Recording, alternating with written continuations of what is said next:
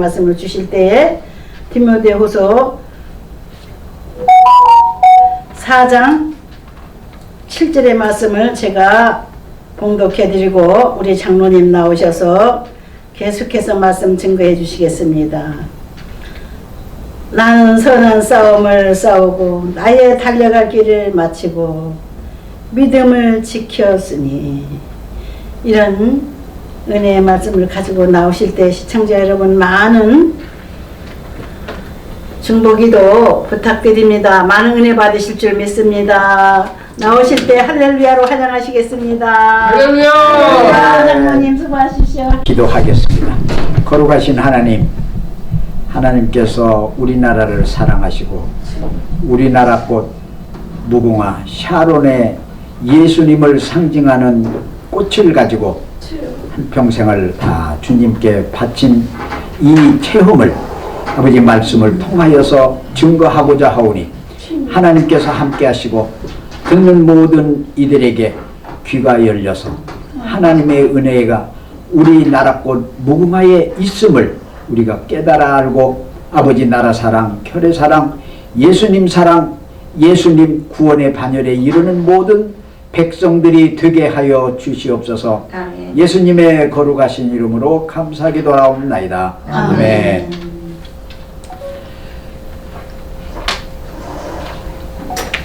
사실 무궁화는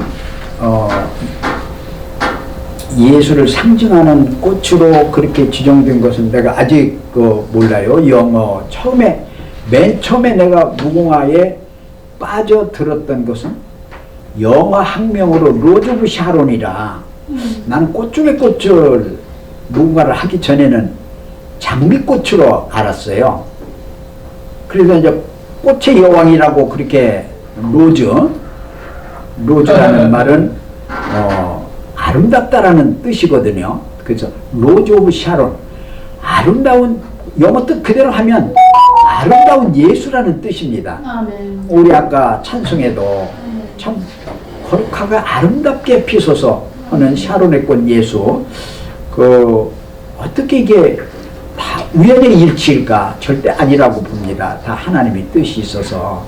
그런데 제가 오늘 디모데후서 4장 1절에서 22절까지 먼저 제가 암송을 하고 사도 바울의 그가 다메섹에서 하나님 예수 그리스도를 보면서 회심을 하고 평생을 죽을 때까지 복음을 전하다가 유럽의 각 전도 여행을 하면서 마지막으로 남긴 말씀이 디모데후서 4장입니다. 이 말씀 마치고 바울의 생애를 보면 이 말씀 마치고 교수형도 아닙니다. 차명입니다. 차명을 당하는 그럴 때 내가 얼마나 울었는지 몰라요. 그래서 이 말씀이 너무 소중하고 내 마음에 하나의 지표가 되기 때문에 이것을 암송을 했습니다. 제가 암송을 먼저 하겠습니다. 아멘. 하나님 앞과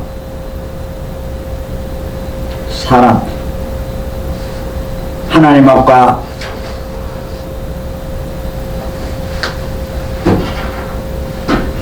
산자와 죽은 자를 심판하실 그리스도 예수 앞에서 그의 나타나실 것과 그의 나라를 두고 엄히 명하노니 너는 말씀을 전파하라. 때를 얻든지 못 얻든지 항상 힘쓰라. 범사의 오래 참음과 가르침으로 경계하며 권하라. 때가 이르리니 사람이 바른 교훈을 받지 아니하며 귀가 가려워서 자기의 사욕을 쫓을 스승을 많이 두고 또 그 귀를 진리에서 돌이켜 허탄한 이야기를 쫓으리라. 그러나 너는 모든 일에 근신하며 고난을 받으며 전도인의 일을 하며 내 직무를 다하라. 관제와 같이 벌써 내가 부음이 되고 떠날 기약이 가까웠도다. 내가 선한 싸움을 싸우고 나의 달려갈 길을 마치고 믿음을 지켰으니 이제 후로는 나를 위하여 의의 멸류관이 예비되었으므로 주 곧 의로우신 재판장이 그날에 내게 주실 것이니 내게만 아니라 주의 나타나심을 사모하는 모든 자에게니라. 너는 어서 속히 오라. 대마는 이 세상을 사랑하여 나를 버리고 데살로니가를 갔고 그레스게는 갈라디아로 디도는 달마디아로 걷고 누가만 나와 함께 있느니라. 네가 올 때에 마가를 데리고 오라. 저가 나의 일에 유익하니라.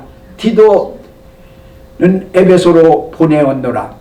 두기고는 에베소로 보내었노라. 네가 올 때에 내가 들어와 가보 이 집에 둔 겉옷을 가지고 오고 또 책은 특별히 가죽 종이에 쓴 것을 가져오라.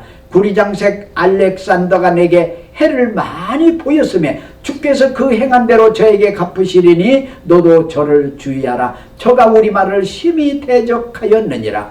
주께서 내가 처음 변명할 때에 나와 함께한 자가 하나도 없고 다 나를 버렸으나 저희에게 허물을 돌리지 않기를 원하노라. 주께서 내 곁에 서서 나로 강건케 하시면 나로 말미암아 전도의 말씀이 온전히 전파되어 이방인으로 듣게 하려 하심이니 내가 사자의 입에서 건지웠느니라. 주께서 나를 모든 악한 일에서 건져내시고 또 그의 천국에 들어가도록 구원하시리니 그에게 영광이 세세 무궁토록 있을지어다. 아멘. 브리스가와 아굴라와 및 오네시무로 이 집에 문안하라. 에라스도는 고린도에 머물렀고 드로비모는 병들모로 밀레도에 두었느니 겨울 전에 너는 어서 오라. 우블루와 부데와 리노와 클라우디아가 다 내게 문안하느니라. 나는 주께서 너희와 함께 계시기를 바라노니 은혜가 너희와 함께 있을지어다. 아멘. 참 말씀 중에도 이 디모데후서 내가 선한 싸움을 싸우고 우리 믿는 사람들은 마지막 하나님이 부르실 때에 이런 그 말씀을 가슴에 품고 주님 곁으로 가면 좋겠어요. 내가 선한 싸움을 싸우고 나의 달려갈 길을 마치고 믿음을 지켰다. 이 믿음을 지킨다는 게 얼마나 소중한지 이 우리 듣는 모든 성도들, 예수 믿는 자들, 또한 예수 믿지 아니하는 자들에게도 이 말씀이 전도의 말씀이 되어서 그들 심령을, 돌같은 심령을 깨우치는 그러한 말씀으로 아버지 익혀지는 걸로 저는 믿고 이 디모데후서를 이제 참 좋아합니다. 저는 디모데후서 3장, 저는요 제 자랑을 조금 할게요. 저는 성경을 아주 암송을 많이 했어요. 성경 지난번에도 했던 하박국서도 1장, 2장, 3장 다 암송을 했고요. 마태복음 산상수훈 참 좋아서 맨 처음에 마태복음 산상수훈을 했습니다. 5장, 6장, 10장을 했고 마태복음 16장, 18장 이것도 다 좋다고 하는 것은 다 이건 내 말씀의 교훈으로 삼자 해서 암송을 했습니다. 이제 쭉 하다 보니까 사도행전 1장도 했고요. 또 그뿐만이 아니에요. 사도행전은 여러 곳도 많이 했습니다. 사도행전 12장도 했고 사도행전 10장도 했고 또 마태복음 마지막 장에서는 예수님이 승천하시면서 하시는 그 내용이 더 그렇게 심금을 울립니다. 그래서 빌보서, 야고보서, 내가 야고보서는 행함장이기 때문에 야고보서를 내가 해서 야고보서를 저는 교회에서 간증을 좀 했어요. 암송 간증으로. 그런데 어느 목사님이 그것도 좀 꽤 이름난 목사님인데 그때 이제 집사죠. 백집사 어디 교회 가서는 야고보서 암송하지 마. 왜요? 그랬더니 목사님들이 싫어해. 이게 행함장이기 때문에 목사님이 왜 그걸 싫어하나 저는 이해를 조금 못했지만 지나고 보니까 이것도 우리 신앙생활에 하는 것도 말씀에 따라서 이렇게 좀 변질도 될 수 있겠구나. 그래서 이제 지금은 이제 저도 나이가 80이다 보니까 이제 점점 그런 것도 다 잊어버리고 그랬어요. 아무튼 이 디모데후서 4장은 바울이 자기 제자 디모데에게 남긴 마지막 편지입니다. 네. 옥중서신의 마지막이거든요.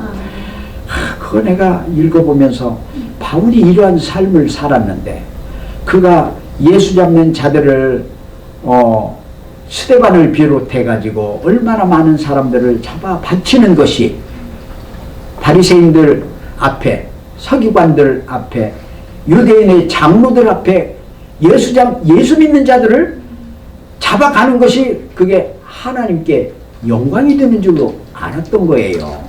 그래서 스데반을 돌로 치는 사형을 끝내고 다시 가려다가 다메섹 도상에서 예수님을 만나게 되는 거 아닙니까? 내가 그것도 이제 암송을 하면서 막 회심하게 될 때는 정말 하나님은요, 같이 가던 바울에게만 보여줬지, 바울하고 같이 가던 일행들은 예수님하고 대화하는 거 전혀 몰랐습니다. 성경에 그렇게 나와 있잖아요. 아무도 안 보였던 거예요. 또 바울이 한동안 눈이 거기 비늘 같은 것들이 그게 막 눈을 다 가려갖고 눈이 며칠 동안 안 보입니다. 나중에 그가 회심하고 깨닫고 나는 이제 일생을 우리 예수께 바쳐야 되겠다라고 생각할 때 비늘이 다 벗겨지고 그게 밝게 되어지는 그런 사실, 바울 서신, 바울의 일생에 대한 책을 제가 20대 때에 좀 보고 큰 감동을 받았습니다. 내가 우리 집안의 기독교, 저는 감사한 게 내가 예수 믿는 가정에서 태어나고 예수 믿는 문화 속에서 자라났다고 하는 것이 얼마나 감사한지 몰라요. 그래서 인생의 한평생 사는 것은 정말 나그네와 같은 그러한 삶입니다. 고생하는 거, 저는 고생을 낙으로 생각합니다. 하나님께 고생하는 것도 감사하게 생각해요. 그리고 지나고 보니까 고생하는 것이 오늘날 내게 이러한 건강을 주셔서 아직도 내가 노인이지만은 성인병 없이 하나님의 일을 할 수 있는 거, 이거 무궁화 샤론의 이 일을 할 수 있다는 것도 크신 축복이라고 그렇게 생각을 했기 때문에 늘 감사를 드립니다. 저희 집안에 기독교가 들어오기는 저희들 태어나기 전에 우리는 원래 저희 아버지 고향은 전주이셨고요. 우리가 자라날 때는 군산입니다. 군산에 우리 조부님이 8남매를 두셨는데 아들 넷, 딸 넷을 두셨어요. 이게 저희 아버지 형제들이 8인데 우회로 아버지 위에 고모님이 계시고 그 밑에 이제 저희 아버지가 아들로서는 이제 맞인데, 저희 작은 아버지가 전주 예수병원에 의사로 계셨어요. 총각 때부터 의사로 계시다가 거기에서 간호사로 일했던 저희 숙모 작은 어머니를 만나게 됩니다. 그때 당시 사진을 봐도 정말 선남선녀고 얼마나 이분들이 한참 젊어서 서로 사귀고 연애하고 결혼하게 되는 과정이 궁금해서 제가 한번 물어봤던 적도 있어요. 그런데 저희 작은 아버지보다 먼저 작은 어머니가, 저희 작은 어머니가 그 작은 어머니 그 친정 어머니 때부터 작은 어머니도 모태신앙을 가지고 계셨던 분이에요. 그래서 결혼말이 오고 가니까 당신 예수 믿지 않으면 난 결혼 못한다. 아무리 우리가 서로 좋아하고 해도 예수가 먼저지 우리가 먼저일 수 없다. 그러니까 그때 당시 얼마나 유교 사상이 온 가정마다 유교 사상으로 꽉 쩔어 있고, 그래서 저희 할아버지한테 승낙을 받으러 가는데 그렇게 떨리더랍니다. 그래서 작은아버지 작은어머니가 가셔서 그때는 뭐 이제 승낙을 받기 전에 승낙을 받기 위해서 가서 아버지, 작은아버지가 하시는 말씀이에요. 아버지, 나 이 사람하고 결혼할 건데 저보고 예수를 믿으랍니다. 그러니 아버지 어떻게 하면 좋겠습니까? 그랬더니 아주 저희 할아버지가 너희들만 좋으면 됐고 예수 믿는다고 하는 것에 대해서 내가 반대하지는 않겠다. 그래서 결혼이 된 거예요. 그래서 저희 작은 그때는 의사가 아주 우리나라에 부족할 때고 또 일정 때니까 군산에 의사들이 많이 좀 필요하니까 그때는 일제 때에는 군산항이 전국에 10대 도시로 들어갔던 때예요. 왜냐면은 우리나라 그 맛있는 쌀 농사를 하면은 군산항을 통해서 일본으로 다 가져갑니다. 그래서 군산항을 엄청나게 도크를 여러 군데 만들어 가지고 쌀 씻는 그러한 항구로 만드는 거예요, 일본인들이. 그래서 군산에 인구가 많아져요. 우리나라 도시 중에서 유일하게 아무리 일제 때라고 하더라도 일본인이 더 많이 살았던 고장이 군산입니다. 무려 58%나 일본인이 살았다고 그래요. 하면 살기 좋으니까 그랬겠죠. 그래서 그 속에서 군산의 구안병원으로 이제 부임을 하고 와서도 저희 작은아버지는 작은어머니의 영향을 받아서 그런지 신앙생활에 몰두하다 보니까 그렇게 예수가 좋은 거예요. 예수정신. 내가 이 환자를 낫게 해주는 것도 바로 예수님의 사랑을 가지고 하면은 되겠다라고 해가지고 없는 사람들을 다 무료로 치료를 해줬답니다. 그러면 사람은 은혜를 작은 거라도요, 사람들이 은혜를 입으면은 그 은혜에 대해서 정말로 잊지를 못하는 거예요. 배가 고플 때 나한테 밥 한 그릇을 펴서 내 허기진 배를 채워주는 그 은혜는 우리가 보통 사람 만나러서 점심시간에 밥 한 끼 얻어먹고 하는 거, 그건 아무것도 아닙니다. 내가 배고플 때 내 배를 채워줄 수 있었던 사람, 목마를 때 물을 제공해준 그 은혜를 결코 잊지 못하는 게 그게 사람의 마음, 인지상정입니다. 옛 역사에도 보면 고려태조 왕건도 전쟁터에 가는데 목이 너무 말랐잖아요. 목이 너무 말라서 어느 지방에 가는데 샘이 있는 거야. 그 샘에 있어서 물었는데 마침 샘에 젊은 여인이 샘가에 있다가 물을 먹으려 나 물 좀 한 잔 떠주시오 하니까 바가지에다 물을 떠서 버드나무를 잎을 따가지고 넣더라는 거예요. 왜 그걸 나한테 주느냐? 왜 그 버드나무 이파를 주냐? 물만 주면 됐지 하고 그러니까 지금 당신이 너무 급히 여기 와서 물을 먹고 자칫 잘못하면 채울까봐 천천히 불어서 천천히 마시라고, 물 먹고 체한다는 말도 있잖아요. 그래서 결국 그 사람이 그의 아내가 됐다라고 하는 그러한 이야기도 있습니다. 그만큼 인간은 나에게 뭘 100% 준 사람은 평생 잊지를 못하는 거예요. 제가 무궁화를 하면서 우리 이런 기독교 가정에서 유교라는 것을 겪으면서 고통이 이제 거기서부터 시작돼요. 내가 유교가 일어나던 제가 5살입니다. 5살인데 내가 5살에 일어났던 일을 다 기억하지는 못하지만, 그러나 웬만한 거, 우리 삼촌들, 작은아버지들이 군산 개복동교회 하면 군산에서 가장 오래된 교회입니다. 아마 거기에도 1880년대에 들어온 교회예요. 특히 서해안 쪽으로 교회들이 많이 들어왔어요.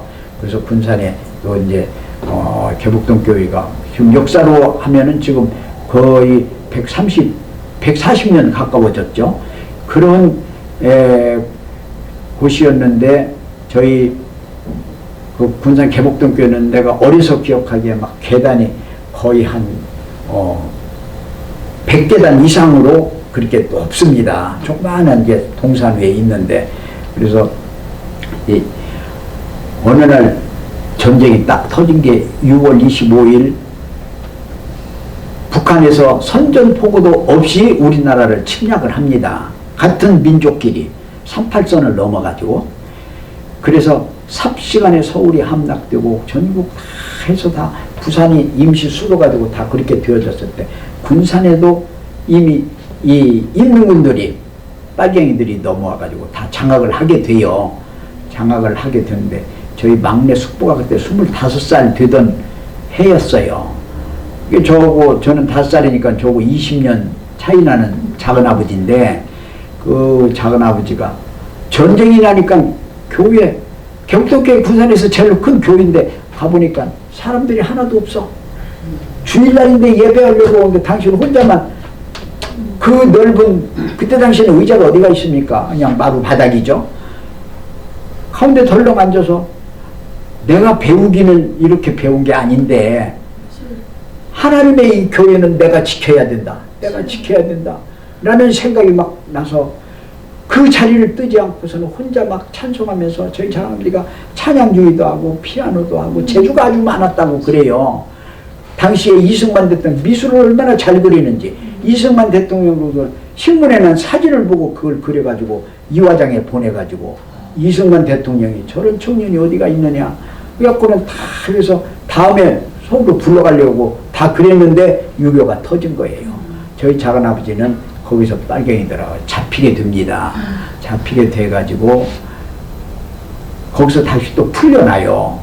풀려나는데 이 젊은 뜨거운 젊음을 나라를 위해서 내가 몸을 바쳐야 되겠다 결심했었는지 다시 밤중에 낮에는 감식하시니까 밤중에 청년들을 몰래 다 숨어 있으니까 그래서 인민군들을 내쫓는 일을 하기 위해서 한 6, 70명을 모았는데 그 중에 한 사람이 밀고를 해가지고 그만 다시 잡혀 들어갑니다.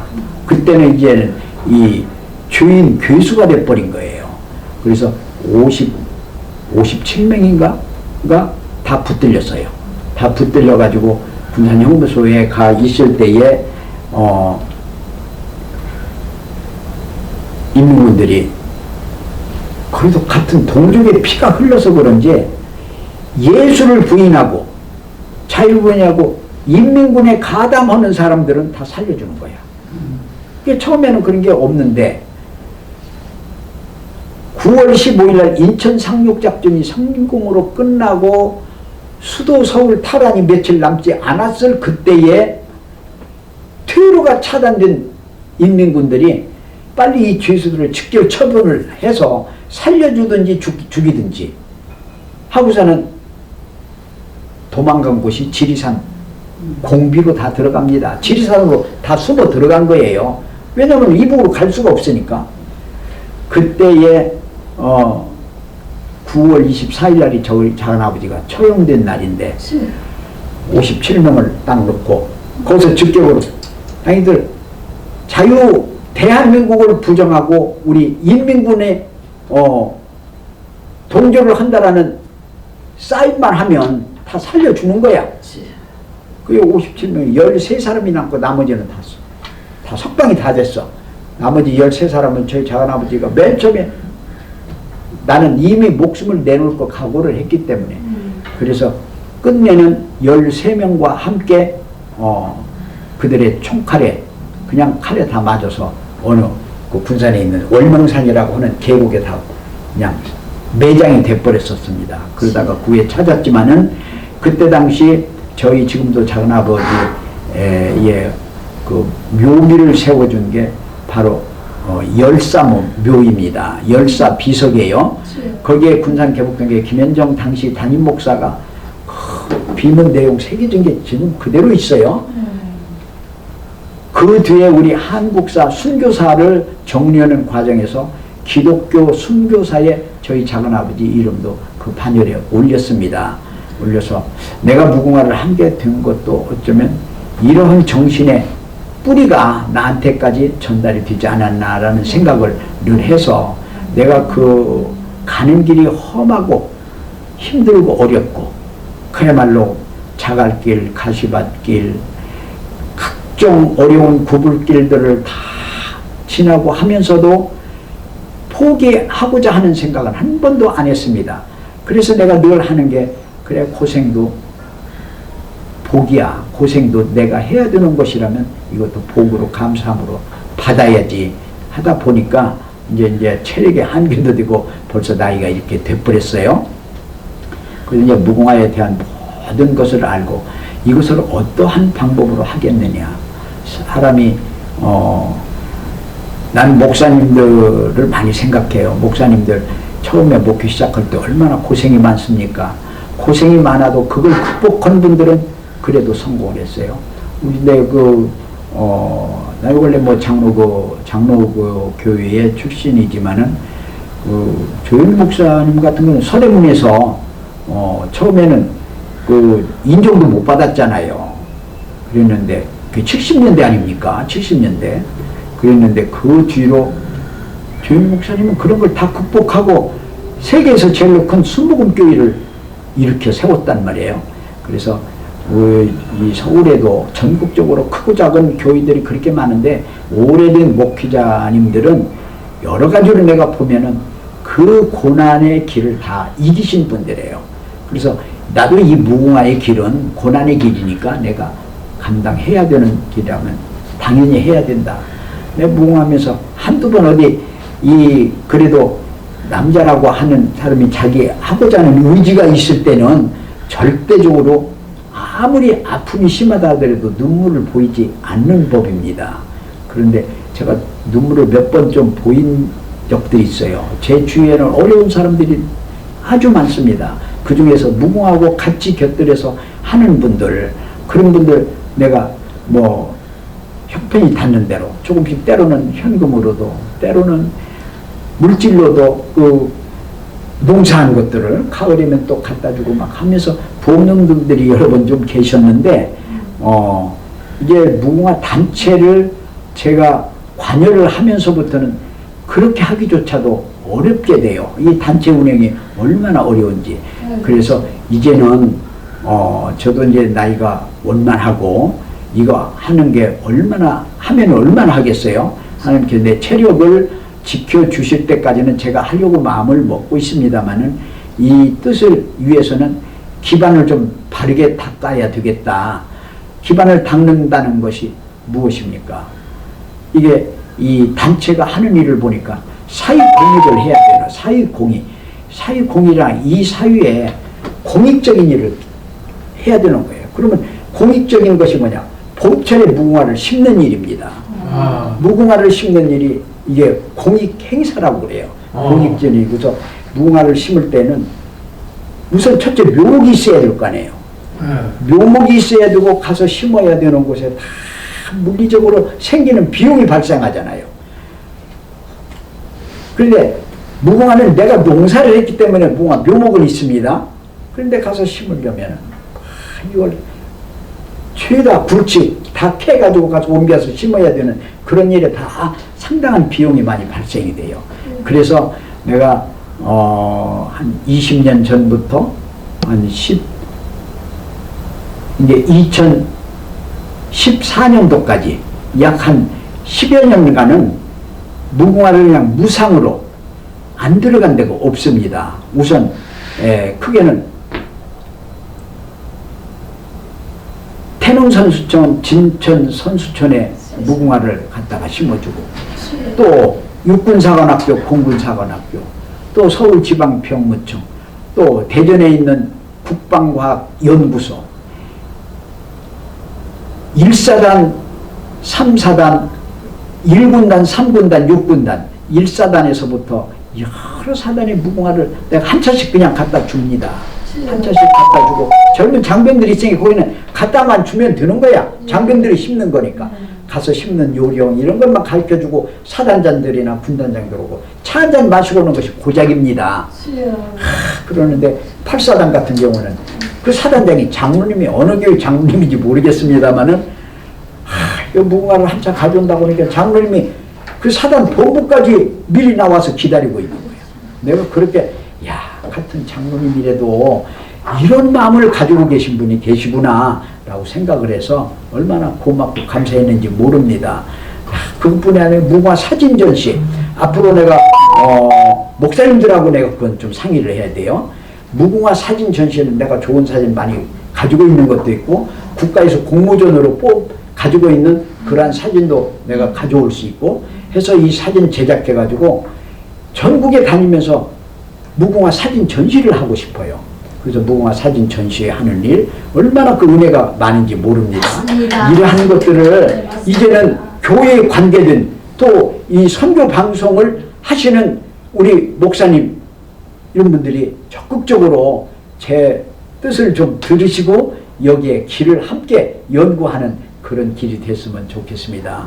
저는 하여튼 오늘 무궁화에 대한 얘기는 엄청 많은데 시간이 이제 오늘 다 됐어요. 시간이 다 됐으니까 한 10분 더 할게요. 무궁화 얘기를 조금 더 하다 보면은 참 저만 그렇게 무궁화를 하는 게 아니더라고요. 여러 곳에 하시는 분들이 많아요. 저보다도 더 오래 전부터. 지금 90이 넘은 그런 분들이 아직도, 그분도 얘기가 그래요. 저 지방 그 무주인데 네. 거기도 어느 장로님이세요. 내가 이름은 좀 금방 기억이 안 납니다만은 그 장로님은 무궁화를 거의 지금 한 6, 70년간을 하신 분이에요. 평생을 하죠. 젊어서부터 지금까지 그렇게 하신 분이 있는가 하면, 또 어느 분은 3대째 무궁화를 하고 계신 분인데 나이는 나보다 한 6, 7년 후배예요. 후배인데 그분은 사진 찍기를 좋아해가지고 무궁화가 전국에 있는 무궁화 중에서 아주 오래된 무궁화, 보고 노고수라고 합니다. 늙을 노자, 클 것자, 나무 숫자 해가지고 노고수를 전문으로 찍어놓은 사진이 아주 보물같이 지금 남아 있습니다. 우리 눈으로 볼 수가 없어요. 또 여러분, 무궁화가 천연기념수 우리나라에 한 그루가 있습니다. 2011년도에 문화재청에서 천연기념물 521 두 그루를 선정을 해가지고 발표를 했습니다. 하나는 강원도 강릉 방동리라고 하는 곳에 우리나라 천연기념물 무궁화가 한 그루가 있고요. 또 한 그루는 백령도에, 서해 백령도에 거기에 그 무슨 교회, 그 백령도 교회입니다. 교회에 바위뜸을 트고 난 이 무궁화가 천연기념수로 두 개가 선택이 됐는데, 백령 교회에 있던 무궁화가 몇 년 안 돼서 막 고사하고 말았습니다. 그래서 현존하는 무궁화는 천연기념물 한 나무뿐입니다. 앞으로 이제 지금 그 사진청에서 아니면은 문화재청, 지금 국가유산청이라고 그러는데 그런 분들하고도 좀 상의가 돼서 천연기념수 더 발굴을 하자라고 해가지고 그 운동도 같이 겸해서 할 겁니다. 근데 여러분, 무궁화를 오늘날 무궁화가 되어지기까지의 가장 중요한 역할을 하신 분이 있습니다. 그분이 종교교회 출신, 요 광화문에 종교교회, 이름이 종교교회예요. 종교교회, 거기도 130년이 훨씬 더 된 오래된 그러한 교회입니다. 그 교회가 교회에 남궁옥 장로님이 계세요. 그분은 2010년도에 처음으로 교회에 입문을 해가지고 2014년도에 이제 세례는 10년도에 받고 2014년도에 거기 장로가 되십니다. 감리교단에서는 그분을 또 목사라고도 또 얘기를 하세요. 근데 직분은 그렇게 뭐 크게 중요한 건 아니지만, 그분들이 국민적인 정신의 지주가 무궁화가 되어야 되겠다라고 하는 것을 인식을 하시고 애국가를 작사하는데 큰 역할을 하신 분이 남궁옥 선생이십니다. 네, 지난번에 잠깐 말씀을 드렸지만 윤추호 선생, 남궁옥 선생, 안창호 선생, 이런 분들이 해서 무궁화는 후렴에 무궁화 삼천리, 화려강산, 그리고 또 우리가 찬송가 남궁옥 선생은 굉장히 훌륭한 일 많이 하신 민족의 성각자입니다. 삼천리반도 금수강산, 일하러 가서 찬송을 또 그분이 작사를 하셨잖아요. 그분이 남긴 여러 가지 시들, 금년에 기회가 있으면은 있는 분들, 동호인들 만들어가지고 강원도 홍천, 그분이 남긴 역사적인 유적지가 있습니다. 강원도 홍천에 모곡리 보리울이라고 하는 곳에 가면 기독교적인 장로님이 얼마나 훌륭한 일을 많이 했는지, 선교에 큰 역할을 하시고, 그때는 국가 독립을, 일본으로부터 독립을 위해서 산에 올라가서 새벽 기도를 빠지지 않고 하셨던 그곳에 동상을 만들어 놨습니다. 기도하는 동상을 만들어 놓으신 거예요. 그래서 그걸 보면 그야말로 거기 보는 동상을 보는 순간 참 몸이 그냥 소연해지죠.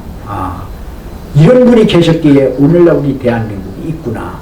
우리는 하나님이 우리나라를 사랑하사 이처럼 기독교 국가로 이렇게 만들어 주신 것은 정말 하나님의 크신 축복이고, 우리 민족이 여기에서 조금 제대로 된 정신을, 민족 정신을 제대로 좀 받아가지고 이 민족 정신을 좀 살릴 수 있다고 하면 오늘날 대한민국은 지금 현재보다 훨씬 더 이 지구촌을 이끌어가는 택한, 하나님의 택한 백성으로서의 그런 길을 갈 수 있으리라고 저는 믿습니다. 여기에 여러분들이 동참을 해 주셔야 됩니다. 특히 이 방송이 나간 이후에 중요한 것은 봄철에 무궁화를 심고자 하시는 분들은 방송국에 연락하셔서 저한테 얘기를 하시면은 심는 방법, 또 무궁화에 대한 모든 걸 다 가르쳐 제가 드리겠습니다. 이제 시간 때문에 오늘은 이것을 하고 기도하겠습니다. 거룩하신 하나님 감사합니다. 오늘 또 아버지 하나님께서 주신 바울 서신 마지막 디모데 후서를 통하여서 디모데의 예수 그리스도의 사상을 배우게 된 것을 감사합니다. 하나님께서 함께하여 주시고 이 정신, 예수 그리스도의 사상으로 나아갈 수 있는 것이 샤론의 꽃, 예수 무궁화의 꽃, 우리나라 꽃, 무궁화를 가지고 아버지 하나님, 우리가 이 결의에, 이 세계에 나아가게 되면은 반드시 하나님의 나라, 하나님의 백성, 하나님의 무궁화의 나라가 될 것으로 굳게 믿사오니 하나님이 함께 역사하여 이 뜻을 이루게 하여 주시옵소서. 예수님의 거룩하신 이름으로 기도하옵나이다. 아멘. 우리 하나님 앞에 다 같이 헌금기도 드리고 축도로 마치겠습니다. 거룩하신 주여 오셔서 영광 받으시고 찬양 받으시고 몸들이고 마음들이고 물질 드린 이 헌신을 통해서 주께서 계속해서 사랑하는 이들의 마음 가운데 주님의 소망과 위로와 새 힘을 주실 줄 믿습니다. 2026년 이제 구정 주간이며 또한 이번 수요일 날은 사순절 시작되고 주님이 고난받은 십자가의 길을 생각하는 기간입니다. 세상 사람들은 먹고 마시고 즐거운 시간이지만 우리 기독교인들은 진정 주님의 고난을 생각하는, 주님의 십자가를 생각하는 기간이 되게 하여 주옵소서. 주님께서 우리를 위해서 몸을 바쳐 피를 흘려 십자가의 제물이 되셨으니 주님, 저희들 일생 동안 주님을 사랑하고 아버지 하나님 앞에 늘 헌신하며 주님의 십자가를 따를 수 있는 성도들이 되게 하여 주옵소서. 아멘. 사랑하는 우리 믿음의 식구들, 우리 기독교 교육방송과 함께 이 시간을 보낸 우리 시청자님들, 마음에 어떠한 소원이 있든지 어떠한 문제가 있든지 가정에 어떠한 어려움이 있든지 주님께서 해결하시고 책임져 주시고 이루하시고 아버지 모든 문제를 통해서 하나님이 영광을 받으시옵소서. 전하의 복의 축복을 예비해 주신 것을 믿사옵고 예수님 이름으로 기도드립니다. 아멘. 이제는 우리 주 예수 그리스도의 크신 사랑과 아버지 하나님의 무한하신 사랑과 성령님의 함께하시고 우리와 동행하신 그 크신 사랑이 복된 성일 우리 기독교 교육방송과 함께하는 사랑하는 이들에게 지금부터 영원토록 함께하실지어다. 아멘.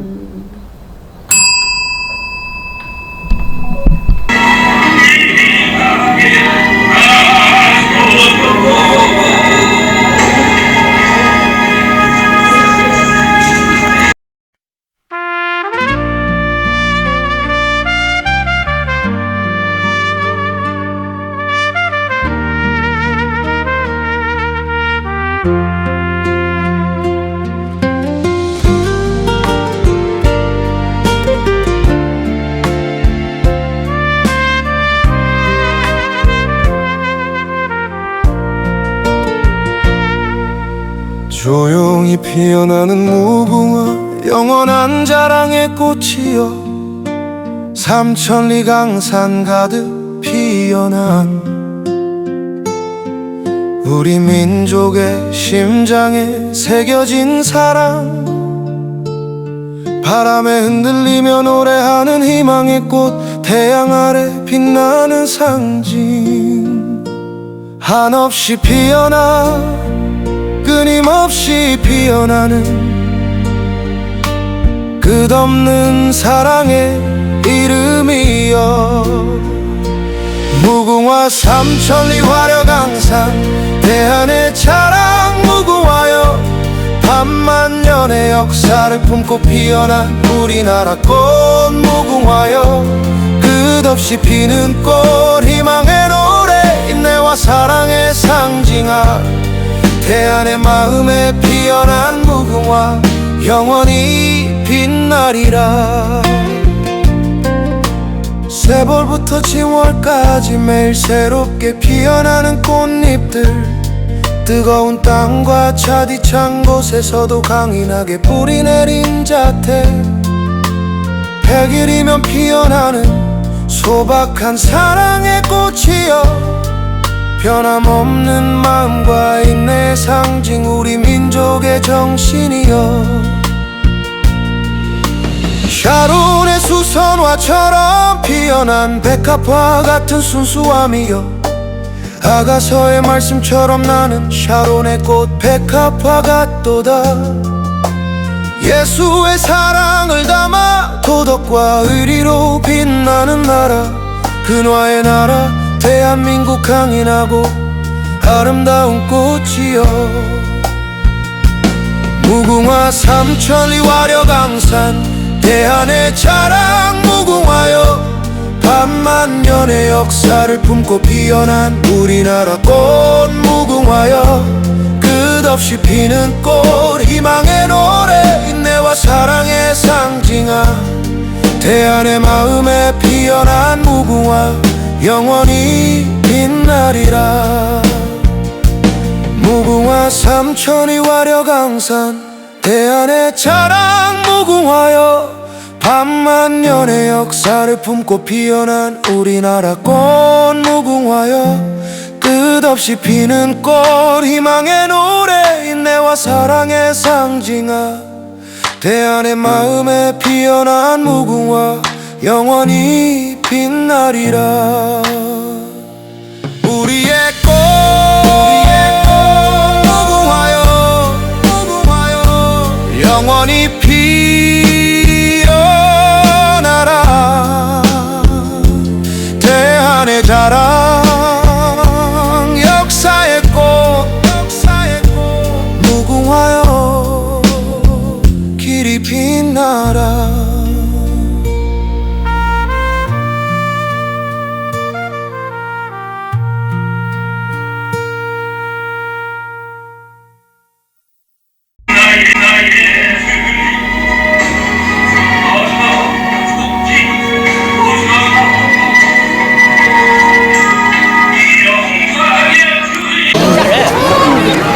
찍어서 자르면 돼, 이렇게 자르면. 딱 됐어. 사람도 쪄도 돼요. 사람 있는 데로 막 날라오는데. 네가 빼잖아.